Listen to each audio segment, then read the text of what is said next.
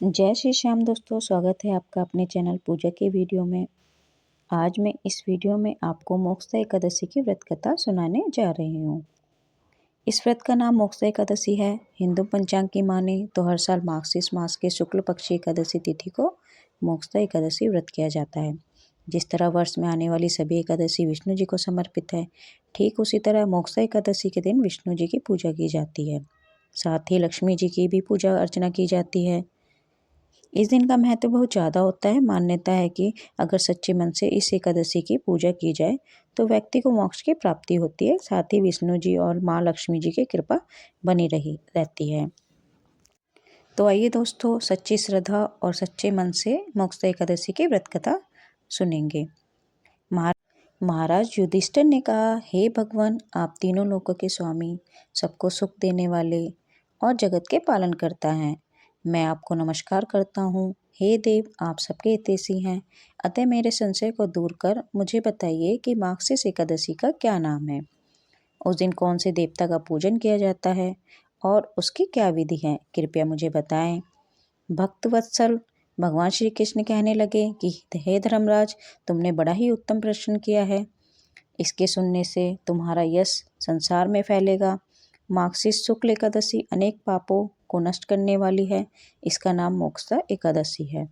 इस दिन दामोदर भगवान की धूप दीप नैवेद्य आदि से भक्तिपूर्वक पूजा करनी चाहिए। अब इस विषय में मैं एक पुराणों की कथा कहता हूँ। गोकुल नाम के नगर में वैखानस नामक राजा राज्य करता था। उसके राज्य में चारों वेदों का ज्ञाता ब्राह्मण रहते थे। वह राजा अपनी प्रजा का पुत्रपद पालन करता था। एक बार रात्रि में राजा ने एक स्वप्न देखा कि उसके पिता नरक में हैं। उसे बड़ा आश्चर्य हुआ। प्रातः वह विद्वान ब्राह्मणों के पास गया और अपना स्वप्न सुनाया। कहा, मैंने अपने पिता को नरक में कष्ट उठाते देखा है। उन्होंने मुझसे कहा कि हे पुत्र, मैं नरक में पड़ा हूँ, यहाँ से तुम मुझे मुक्त कराओ। जब से मैंने यह वचन सुने हैं तब से मैं बहुत बेचैन हूँ, चित्त में बड़ी अशांति हो रही है। मुझे इस राज्य, धन, पुत्र, स्त्री, हाथी, घोड़े आदि में कुछ भी सुख प्रतीत नहीं होता है। क्या करूं? राजा ने कहा, हे ब्राह्मण देवताओं, इस दुख के कारण मेरा सारा शरीर चल रहा है।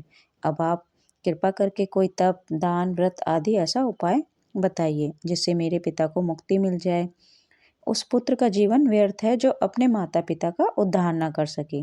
एक उत्तम पुत्र जो अपने माता पिता तथा पूर्वजों का उद्धार करता है, वह 1000 मुक्त पुत्रों से अच्छा होता है। जैसे एक चंद्रमा सारे जगत में प्रकाश कर देता है, परंतु हजारों तारे नहीं कर सकते। ब्राह्मणों ने कहा, हे राजन, यहाँ पास ही भूत, भविष्य, वर्तमान के ज्ञाता पर्वत ऋषि का आश्रम है। आपकी समस्या का हल वे जरूर करेंगे। ऐसा सुनकर राजा मुनि के आश्रम पर गया। उस आश्रम में अनेक शांत चित्त योगी और मुनि तपस्या कर रहे थे। उसी जगह पर्वत मुनि बैठे थे। राजा ने मुनि को साष्टांग दंडवत किया। मुनि ने राजा से सांगोपांग कुशल पूछी। राजा ने कहा कि महाराज, आपकी कृपा से मेरे राज्य में सब कुशल है, लेकिन अकस्मात मेरे चित्त में अत्यंत अशांति होने लगी है। ऐसा सुनकर पर्वत मुनि ने आंखें बंद की और भूत विचारने लगे। फिर बोले, हे राजन, मैंने योग के बल से तुम्हारे पिता के कुकर्मों को जान लिया है। उन्होंने पूर्व जन्म में कामातुर होकर एक पत्नी को रति दी, किंतु सौत के कहने पर दूसरे पत्नी को ऋतुदान मांगने पर भी नहीं दिया। उसी पापकर्म के कारण तुम्हारे पिता को नरक में जाना पड़ा। तब राजा ने कहा, इसका कोई उपाय बताइए। मुनि बोले, हे राजन, आप मार्गशीर्ष एकादशी का उपवास करें और उस उपवास के पुण्य को अपने पिता को संकल्प कर दें। इसके प्रभाव से आपके पिता की अवश्य नरक से मुक्ति होगी। मुनि के यह वचन सुनकर राजा महल में आया और मुनि से कहने अनुसार कुटुंब सहित मोक्षदा एकादशी का व्रत किया। इसके उपवास का पुण्य उसने पिता को अर्पण कर दिया। इसके प्रभाव से उसके पिता को मुक्ति मिल गई और स्वर्ग में जाते हुए वह पुत्र से कहने लगे कि हे पुत्र, तेरा कल्याण हो। यह कहकर स्वर्ग चले गए।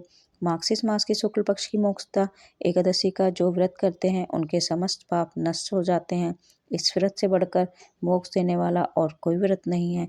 इस कथा को पढ़ने या सुनने से वाजपेयी यज्ञ का फल मिलता है।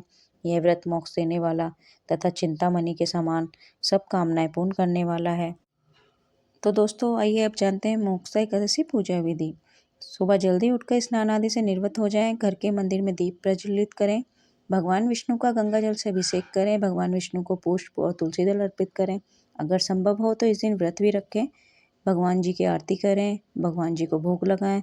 इस बात का विशेष ध्यान रखें कि भगवान जी को सिर्फ सात्विक चीज़ों का ही भोग लगाया जाता है। भगवान विष्णु जी के भोग में तुलसी जी को जरूर शामिल करें। ऐसा माना जाता है कि बिना तुलसी के भगवान विष्णु भोग ग्रहण नहीं करते हैं। इस पावन दिन भगवान विष्णु के साथ माता लक्ष्मी जी की भी पूजा करें।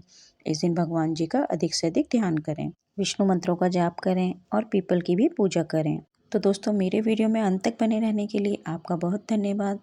सभी व्रतों की, त्योहारों की कथाओं को प्राप्त करने के लिए हमारे चैनल को सब्सक्राइब करें। वीडियो पसंद आई हो तो लाइक शेयर करना बिल्कुल ना भूलें। धन्यवाद।